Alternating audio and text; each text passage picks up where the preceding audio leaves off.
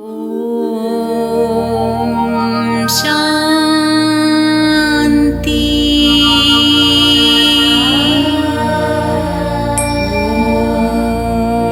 ఓం శాంతి.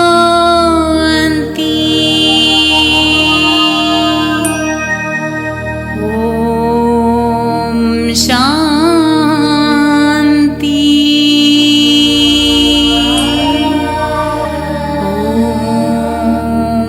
శాంతి.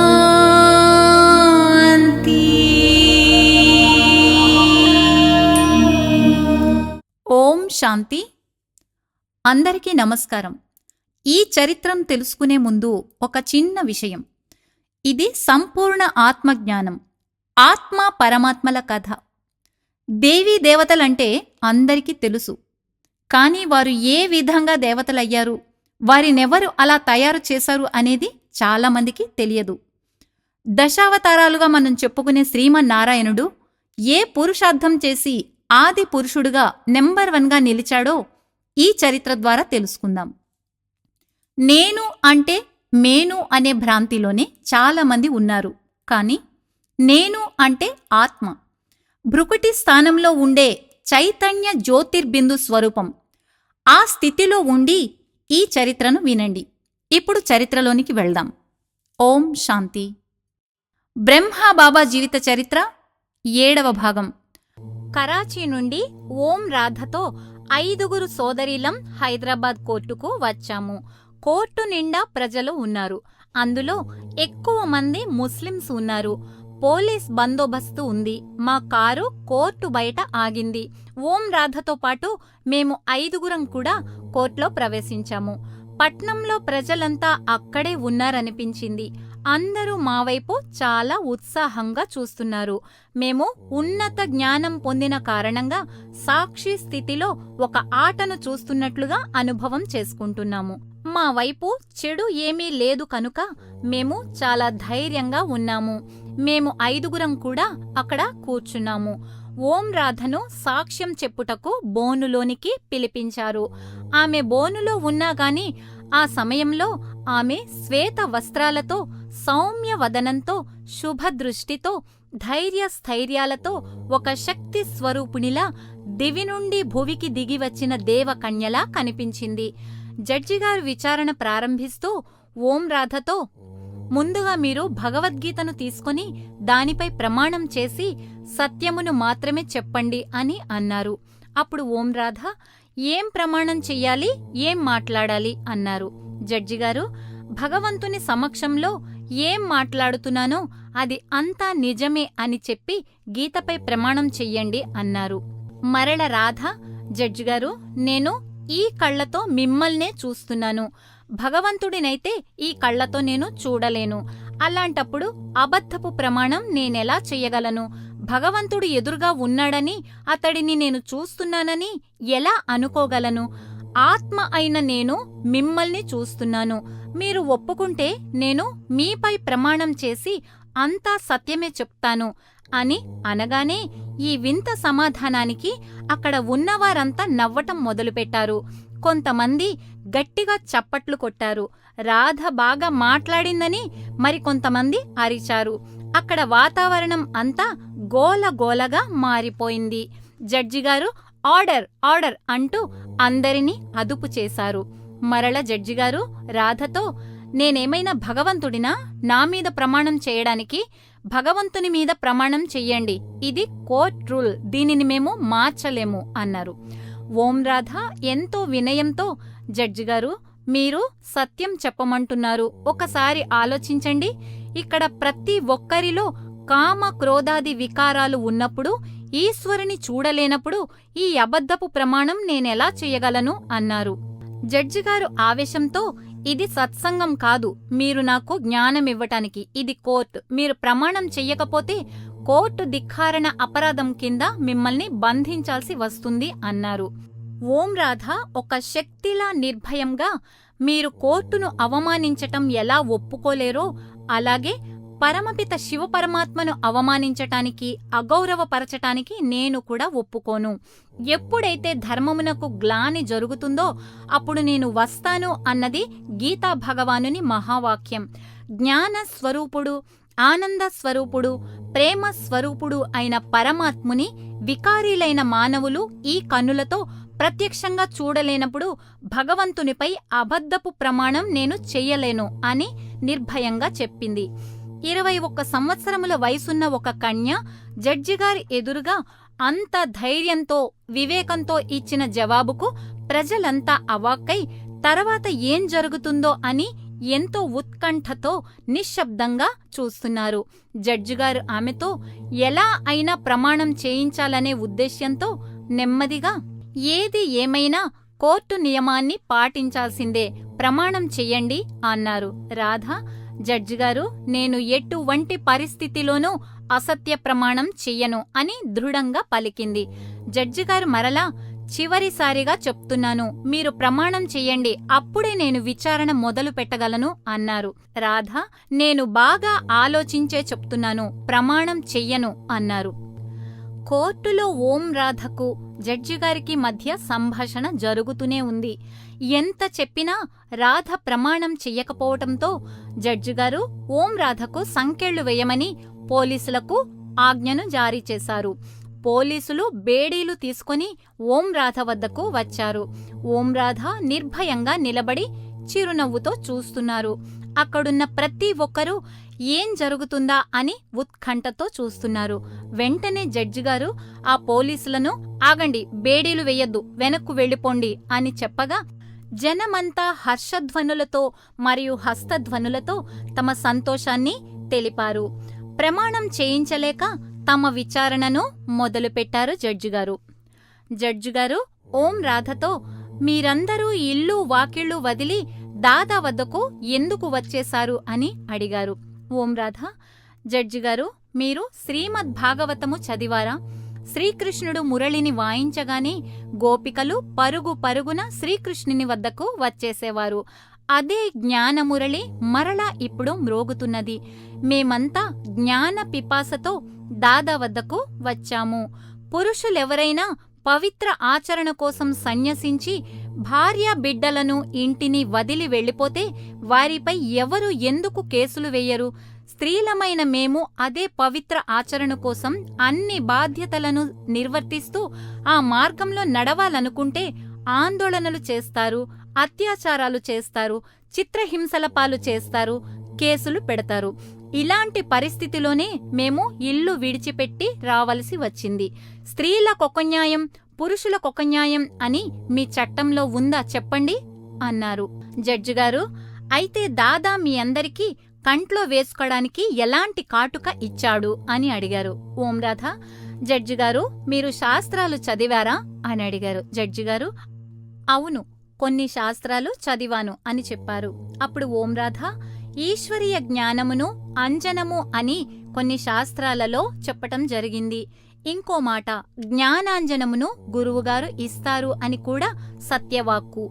గురువులకు గురువు సద్గురువైన శివ పరమాత్మ ఇచ్చిన జ్ఞాన అంజనముతో ఆత్మలోనున్న అజ్ఞాన అంధకారము తొలగిపోతుంది. భగవంతుని ద్వారా మాకు లభించిన జ్ఞానాంజనము మేము ఇతరులకు కూడా ఇస్తున్నాము అన్నారు. అప్పుడు జడ్జిగారు, సరే, దాదాగారికి ఎంతమంది పిల్లలు అని అడిగారు. ఓం రాధ, మేము దాదాగారి శరీరమును చూడటం లేదు. దాదా తనువులో ప్రవేశించిన శివపరమాత్ముని ద్వారా మాకు దివ్య సాక్షాత్కారాలు జరిగాయి. తద్వారా మానవులంతా భగవంతుని పిల్లలే అని తెలుసుకున్నాము. మీరు చెప్పండి, భగవంతునికి ఎంతమంది పిల్లలో? మీరు కూడా అతని సంతానమే కాదనగలరా అని అడగగానే జడ్జిగారు శాంతిగా విని అంతా రాసుకున్నారు. ఇలా జడ్జిగారికి ఓం రాధకు మధ్య చాలా సంభాషణ జరిగింది. ఓం రాధ మాట్లాడిన ప్రతిసారి కోర్టు హాలు చప్పట్లతో మారుమ్రోగిపోయేది. విచారణ ముగిసింది. మేము జడ్జిగారి వద్ద సెలవు తీసుకుని కరాచీ వచ్చేశాము. కోర్టులో విచారణ అంతా చాలా సమాచార పత్రికలలో వచ్చేసింది. జరిగినదంతా దాదాకు మేము మరల వినిపించాము. కాని అప్పటికే పత్రికల ద్వారా దాదాకు సమాచారమంతా తెలిసింది. దాదా శాంతిగా విని సాక్షిగా నిశ్చింతగా ఉన్నారు. ఇంత జరిగినా కరాచీ వచ్చేసిన యాంటీ ఓం మండలి వారు మాత్రం నిద్రపోలేదు. వారి ప్రయత్నాలు వారు చేస్తూనే ఉన్నారు. అక్కడి సాధువైన వాసవాణిని రెచ్చగొట్టే ప్రయత్నం చేసి ఓం మండలికి విరుద్ధంగా ఆందోళన చేసే ఆలోచనలో ఉన్నారు. ఇప్పుడు బ్రహ్మ కుమారి చంద్రమణి గారు ఇలా చెప్తున్నారు. కరాచీలో ఒక ప్రఖ్యాతిగాంచిన సాధువు వాసవాణి. అతడు మీరా సాక్షి అనే స్కూల్ నడుపుతూ అక్కడ కన్యలకు సత్సంగం చేస్తూ ఉండేవాడు. ఈ సాధువును యాంటీ ఓం మండలి వారు దాదాపై ఉసిగొలుపుతున్నారని తెలిసి దాదా ఓం మండలి గురించి, ఈశ్వరీయ జ్ఞానమును గురించి చెప్పి రమ్మని నన్ను మరికొంతమంది సోదరీలను వాసవాణి వద్దకు పంపించారు. మేము జ్ఞానం తెలిపే ఒక గ్రామ్ఫోన్ రికార్డును తీసుకుని వెళ్లి వాసవాణికి దానిని వినిపించి మా అనుభవాలు, సాక్షాత్కారాలు, ప్రాప్తులు, మాలో కలిగిన పరివర్తన అవి అన్నీ మేము చెప్పాము. మరియు అతడిని ఓం మండలి భవనానికి రమ్మని ఆహ్వానించాము. వాసవాని చాలా సంతోషించి మాతో కారులో కూర్చున్నాడు. వెంటనే అతడి శిష్యులు మరియు యాంటీ ఓం మండలి వారు కలిసి అతడిని మాతో రానివ్వలేదు.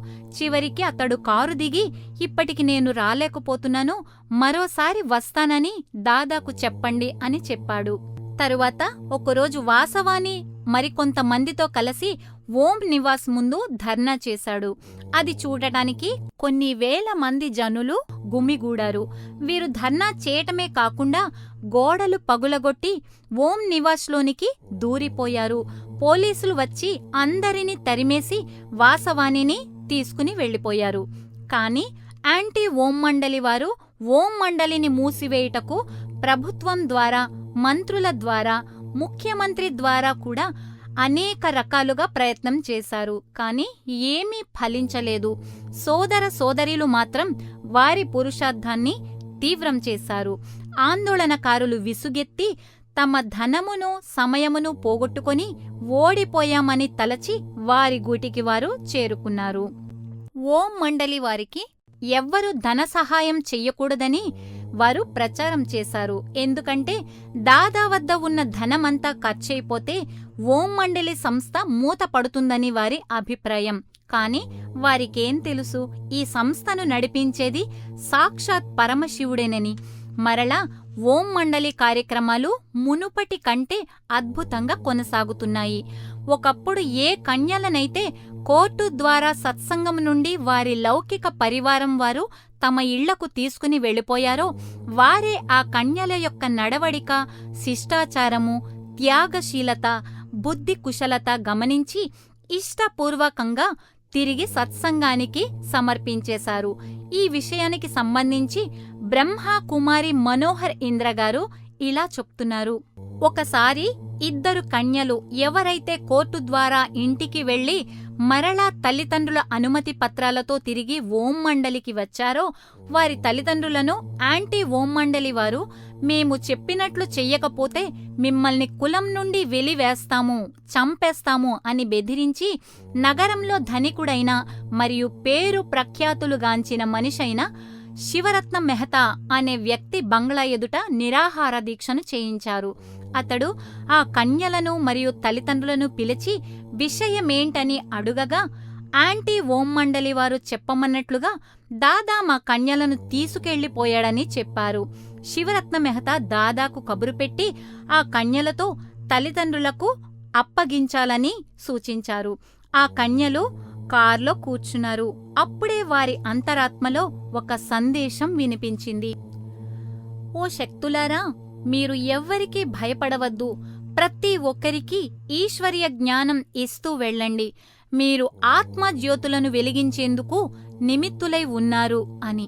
వెంటనే ఆ కన్యలు కారు దిగి మెహతా గారి వద్దకు వెళ్లి, అయ్యా, మీతో కొంచెం మాట్లాడాలి అన్నారు. అతడు చెప్పండి అన్నాడు. మేము ఈశ్వరీయ జ్ఞానం ద్వారా పొందిన అనుభూతులు, జరిగిన సాక్షాత్కారములు మరియు మాలో కలిగిన పరివర్తన, మా జీవన శైలి, మా తల్లిదండ్రులు మమ్ములను పెట్టిన ఇబ్బందులు, కష్టాలు, ఇప్పుడు ఇంటికి వెళ్తే జరిగే పరిణామాలు ఎంత దారుణంగా ఉంటాయో అన్నీ వివరించాము. అతడు చాలా ఆశ్చర్యపోయాడు. మీరు వివాహం ఎందుకు చేసుకోరు అని అడిగారు. అందుకు మేము వివాహం చేసుకుంటాము, కాని వికారి మనుష్యులను కాదు, ఆత్మ సాక్షాత్కారము పొంది విషయ వికారాలను జయించిన వారిని వివాహం చేసుకుంటాము అని చెప్పాము. ఇంత చిన్న కన్యలు అంత జ్ఞానంతో, అంత గంభీరంతో, ఆత్మ నిశ్చయంతో మాట్లాడిన మాటలకు అతడు ముచ్చట పడిపోయి ఎంతో సంతోషపడి ఆ కన్యల యొక్క తల్లిదండ్రులను పిలిచి, ఈ కన్యలు సాక్షాత్ దేవతలు, ఇలాంటి వారిని కన్నందుకు మీరు ఎంతో అదృష్టవంతులు, వారిని ఇప్పుడు మీతో తీసుకెళ్ళండి, కాని వారికి ఎప్పుడు కావాలంటే అప్పుడు ఓం మండలికి పంపించండి, వారిని హింసించకండి, ప్రేమతో చూడండి అని చెప్పి మమ్మల్ని పంపేశాడు. ఆ కన్యలు కరాచీ నుండి హైదరాబాద్ వెళ్లి అక్కడ అందరికీ జ్ఞానమిస్తూ ఇంటి పనులలో, వంట పనులలో తల్లిదండ్రులకు సాయం చేసేవారు. వారి నిష్టను, మర్యాదను చూసి వారి తల్లిదండ్రులు అనుమతి పత్రాలతో మరలా ఓం మండలికి సంతోషంగా పంపించారు. ఈ విధంగా మేము ఎన్నో పరీక్షలను దాటాము. ఇంగ్లీష్, హిందీ భాషలలో జ్ఞాన పత్రికలను ముద్రించి పంచి సేవ చేసేవారము. ఇంకా యాంటీ ఓం మండలి వారి దుశ్చర్యలను, ఓం మండలి యొక్క విధులను, కార్యక్రమాలను వివరిస్తూ ఈజ్ దిస్ జస్టిస్ అనే పుస్తకమును రిలీజ్ చేయటం జరిగింది. దాని వలన ప్రపంచంలో చాలా మందికి సత్యమేంటో తెలిసింది. ఓం మండలి యొక్క అద్వితీయ ఆత్మోన్నత కార్యాచరణము, యాంటీ ఓం మండలి యొక్క దురాగతములను జనులు చర్చించుకోవటం మొదలుపెట్టారు. పరీక్షలన్నీ దాటిన తరువాత జ్ఞానాభిలాషుల మరియు ప్రేమమూర్తులైన కన్యలు, మాతలు మునుపటి కంటే ఎంతో తీవ్ర పురుషార్థముతో ముందుకు వెళ్తున్నారు. అమృత ఘడియలలో, అంతులేని ప్రకాశంలో, అనంతమైన ఆనందంలో తేలియాడేవారు. తండ్రి ఒడిలో ఆనందపు అంచులను చవిచూసిన యజ్ఞవత్సల మనసులలో పరమాత్మునిపై ప్రేమకు, ఆత్మ పరమాత్మల సంగమానికి మధుర స్మృతి ఈ గీతం.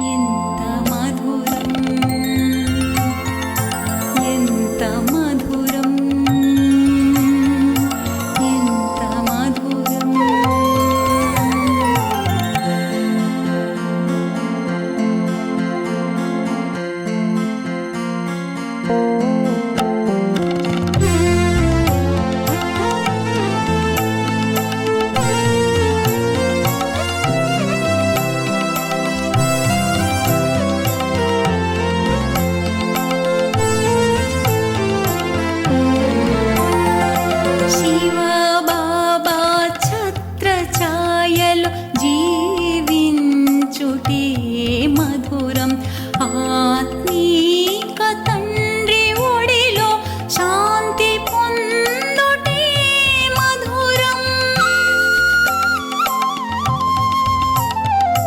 శివ బాబా ఛత్ర ఛాయలో జీవించుటే మధురం ఆత్మీక తండ్రి ఒడిలో శాంతి పొందుటే మధురం పరంధాముని పాలనలో అచంచలతే మధురం పరంధాముని పాలనలో అచంచలతే మధురం నీ సొంతం చేసుకో విశ్వ సోదరి సోదరా నీ సొంతం చేసుకో విశ్వ సోదరి సోదరా ఎంత మధురం ఎంత మధురం ఎంత మధురం తండ్రి ప్రేమలో లీనమైన ఈ క్షణం